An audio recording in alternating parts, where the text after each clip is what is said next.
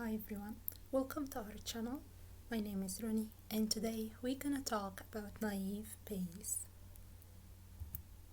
Why naive Bayes is still relevant in 2024 and how to implement it on a real life example. Naive Bayes is one of the algorithms under classification, and classification and regression are part of supervised learning. So we have machine learning that's divided into so many categories.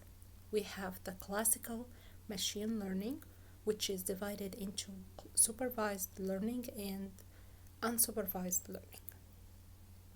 Supervised learning, as you can see here, contains classification and regression. Unsupervised learning is divided into clustering and dimensionality reduction. Basically, to differentiate between supervised learning and unsupervised learning, supervised learning deals with labeled data. On the other hand, the data of unsupervised learning is quite ambiguous and unclassified. So back to NB, or naive Bayes, which is a technique or algorithm that's based on a probability used to predict variables. It addresses the question, what is the probability that the dependent variable x is positive given the condition y and z? And still, naive Bayes is still relevant in 2024 because we can use it to set a threshold in order to build an accurate desired classification model. A practical example here, let's say we want to know the probability of user A subscribe to service X gives the following conditions. So these conditions are my independent variables, and service X is based on these variables, these features. So user A, age is 22, work experience is unemployed, marital status is single, location is also provided. After running our calculation, we find that if the probability is above 40%, there is a chance that user A will activate the service. In this case, our action is to send him an email with an offer and link to activate the service. So we have here the threshold, which is equal to 40%. I will talk more about it in the next slides. We need to understand that naive Bayes mechanism contains three main characteristics. The first one is barrier event, which is the initial probability of the unique values in the dependent variable. Action, which are the variables of the data. You can think of it as independent features in the dataset. Here are our actions, which is the independent features. And posterior, which is the probability calculated after considering the variables or features of the dataset. Next, we have naive Bayes, the mathematical part. Here I want to give you an example to illustrate the whole concepts. So let's assume we have 100 emails. 30% are spam and 70% are not. Let's apply NB technique here. In case 1, the email contains free of charge sentence. Case 2, in case the email contains free of charge sentence and don't miss the chance.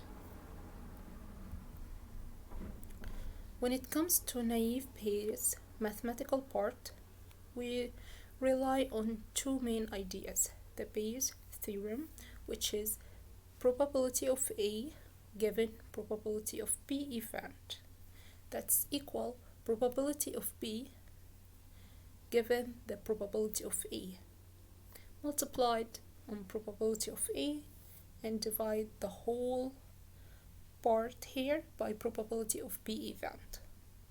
We also relies on product rule of probability and product rule for independent probabilities.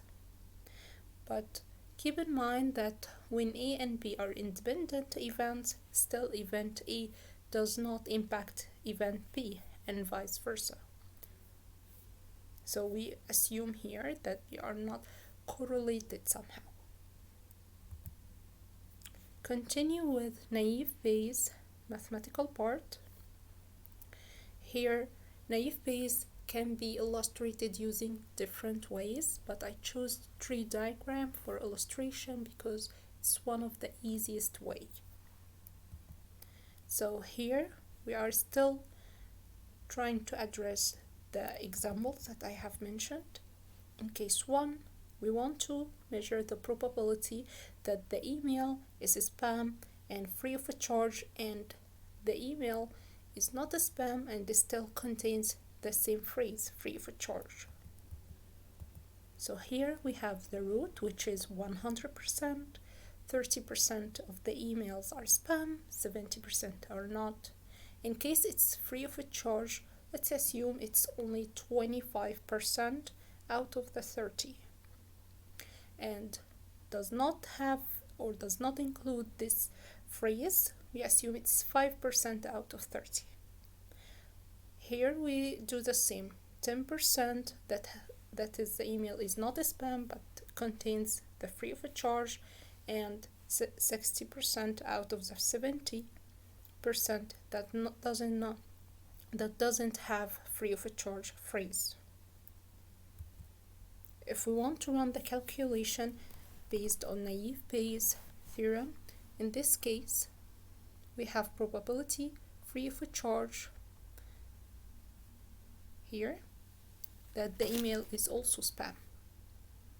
We run the calculation and we have the probability of 25%. And in case the probability that it's not free of charge and still a spam, it's 0.05 or 5%. Here we run the calculation that the email is not a spam and still contains free of charge phrase, it's 10%.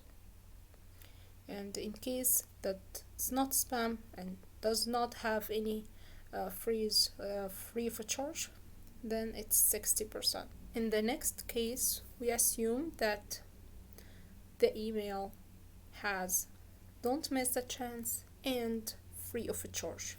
So first, let's assume that 20 emails marked as spam include this label, don't miss the chance, and 15 emails marked as not spam or does not have this label as well and not spam.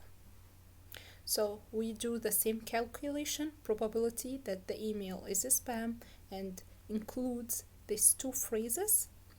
The first percentage is coming from here, is given, and 25% divided, or 25% is total, is equal 5/9.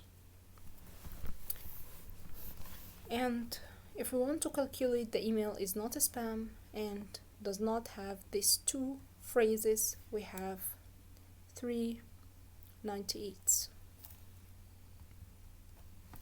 And that's it for today. Thank you so much for watching. Don't forget to subscribe and hit the notification button. If you like our video, please give it a thumb up and watch more videos because this is how the algorithm works. Thank you, and I'll see you in the next video. Bye.